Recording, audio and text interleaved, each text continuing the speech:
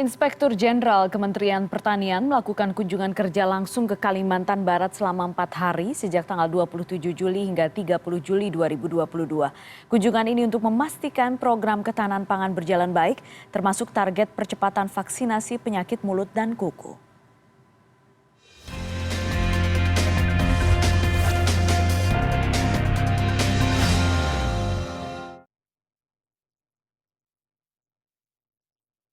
Sebagai negara agraris yang bersandar pada sektor pertanian, Indonesia kini menghadapi tantangan krisis pangan akibat pandemi COVID-19, perubahan iklim, dan perang Rusia-Ukraina.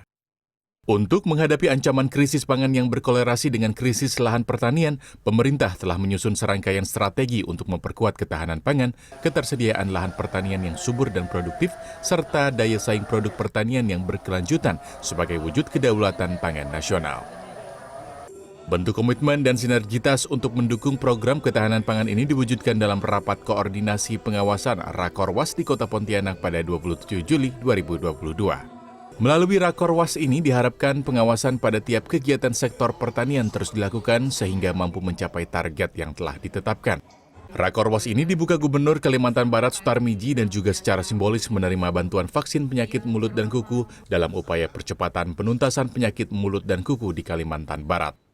Saya sangat senang ya dan dukung karena ini akan memperlancar, kalau koordinasinya baik ya, akan memperlancar program-program sektor pertanian. Dan program sektor pertanian ini sangat penting ya, karena ini berkaitan dengan ketahanan pangan kita.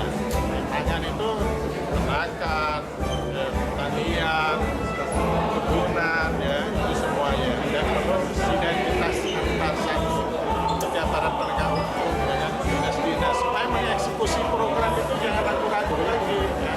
Kalau ada yang kurang dari sisi aturan, kita perbaiki aturannya.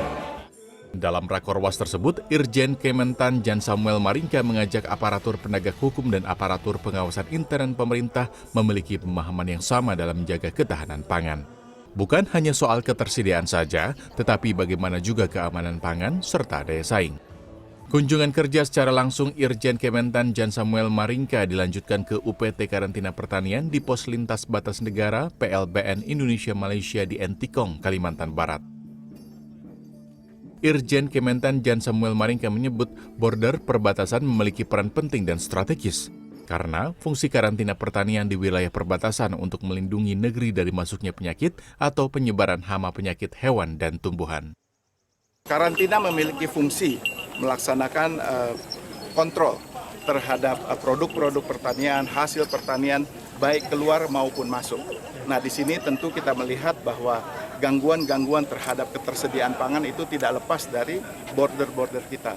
Karena itu apel pada sore hari ini memberikan pesan kuat bahwa karantina di berbagai wilayah, di perbatasan-perbatasan Indonesia ingin menunjukkan bahwa kita harus melaksanakan optimalisasi. Karena melalui fungsi tersebut maka kita bisa melakukan menjaga ketersediaan pangan agar pangan itu mudah diakses, tersedia dan memiliki jaminan terhadap keamanannya. Itulah yang kita sebut dengan komitmen tentang ketahanan pangan. Dengan tanggung jawab yang dipikul bersama ini, Irjen Kementan Jan Samuel Maringka berharap program Jaga Pangan, Jaga Masa Depan ini bisa terwujud secara berkelanjutan sehingga pengawasan tidak hanya di atas kertas, tetapi juga dilakukan di lapangan. Dalam kunjungan di Sanggau pada 29 Juli 2022, Irjen Kementan Jan Samuel Maringka juga menyerahkan secara simbolis bibit durian serombut asal Balai Karangan. Kementerian juga menyerahkan vaksin penyakit mulut dan kuku yang diterima langsung kepada Bupati Sanggau Paulus Hadi. Sanggau akan kita deklarasikan sebagai daerah hijau di wilayah Kalimantan Barat dan kemudian kita harapkan bisa menjadi pemicu dari kabupaten kota lainnya di Kalimantan Barat agar Kalimantan Barat juga segera menuju posisi zero PMK. Kabupaten Sanggau memiliki desa rentan pangan pada tahun 2021 sebanyak 44 desa. Namun pada tahun 2022, desa rentan pangan menurun menjadi 38 desa.